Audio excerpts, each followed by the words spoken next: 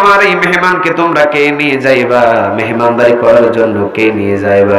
একজন সাহাবী দুই হাত তুলে বললেন, ইয়া রাসূলুল্লাহ, আমাকে দেন, আমি আজকে আমার এই মক্কার সাহাবীকে মেহমানদারি করাবো। সুবহানাল্লাহ, আমারে দেন, আমি মেহমানদারি করাবো। অবাক হয়ে যাবেন ঘটনাটা শুনলে। সাহাবী বললেন, নবী আমারে দেন, আমি মেহমানদারি করাবো।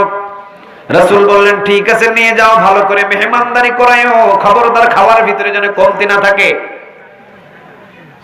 সাহাবী তাকে সাথ করে নিয়ে চলে গেলেন, সামনের রুমে বসতে দিলেন।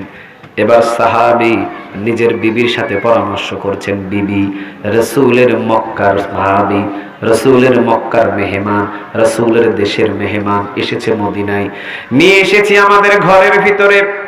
এখন তুমি বলো, আমাদের ঘরের ভিতরে কি রান্না হয়েছে, ঘরের ভিতরে কি খাবার আছে, যে খাবারটা আছে ওই খাবারটা খাইয়ে দিই।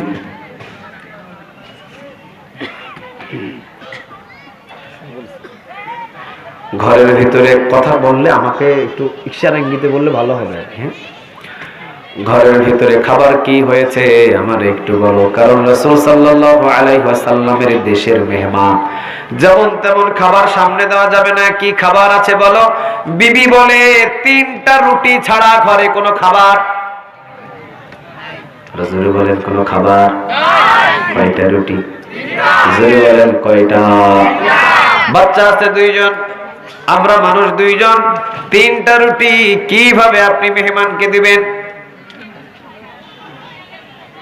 সাহাবী বললেন, ঠিক আছে, বাচ্চা 2জনকে তুমি ঘুম পাড়ায় দাও। সুবহানাল্লাহ বলেন না? বাচ্চা 2জনকে খাবার খাওয়াতে হবে না, বাচ্চা 2জনকে তুমি ঘুম পাড়িয়ে দাও। বাচ্চা 2জনকে ঘুম পাড়িয়ে দিলেন। বিবিও ছিলেন ট্যালেন্ট। বিবি বললেন, 3টা রুটি ঠিক মক্কা থেকে শত শত কিলোমিটার। এই সাহাবী এসেছেন মদিনায় মুসাফির হালতে, কয়দিন খাই নাই আল্লাহ ভালো জানে। 3টা রুটি সাহাবীর সামনে দিলে হয়তো বা সাহাবীর হবে না, তবে মক্কার সাহাবীদের একটা নিয়ম ছিল, যখনই খাবার সামনে আসবে 1 প্লেটের ভিতরে সবাই খাবে। সুবহানাল্লাহ বলেন। তাবলীগ জামাতের ভিতরে দেখবেন 1 প্লেটে সবাই খায়, আছে না নাই? আরো জোরে বলেন, আছে না নাই? রাসূলের সুন্নাহ, 1 প্লেটের ভিতরে সবাই খাবে। মক্কার সাহাবীর নিয়ম, 1 প্লেটের ভিতরে খাবে। এখন মক্কার সাহাবী বসে আছেন সামনের রুমে। এবার বিবি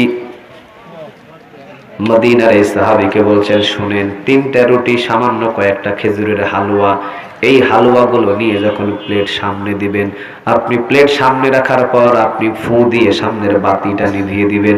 বাতি নিভিয়ে দেওয়ার পর আপনি শুধু মুখ নড়াবেন আর সাহাবীকে বলবেন, আপনি খান। আপনি মুখ নড়াবেন, আপনি খাবেন না। 3টা রুটি ওই সাহাবীকে খাওয়াবেন, আপনি শুধু মুখ নাড়াবেন। উনি যদি জিজ্ঞাসা করে আপনি কি খাচ্ছেন, আপনি বলবেন হ্যাঁ খাচ্ছি, আপনি খান। বাস, সাহাবী খেয়ে ফেলবে, পরিপূর্ণ পেট ভরে যাবে। এরপরে বাতিটা জ্বালিয়ে দিয়ে বিদায় দিয়ে দিবেন। বিবির কথা অনুযায়ী খাবারের প্লেটটা রেখে দিয়ে ফু একটা দিয়ে বাতিটা নিভিয়ে দিলেন, আর বললেন, আপনি শুরু করেন। সাহাবীও শুরু করলেন, 2জনে শুরু করলেন। একজনা শুধু হাত নাড়ে আর মুখ নাড়ায়, আরেকজন খায়। আরশ থেকে খুশি হয়ে গেছেন, তিনি কে? চলে গেলেন সাহাবী বাড়ির দিকে, চলে গেলেন সাহাবী বাড়ির দিকে। বাড়ির দিকে যাওয়ার পরে চলে গেলেন রাসূলের দরবারে, রেখে আসলেন রাতের বেলা। রাসূল মুসাফির হালাতে তাকে ঘুমানোর ব্যবস্থা করে দিলেন। ফজর নামাজে যখন আযান হলেন, আল্লাহু আকবার,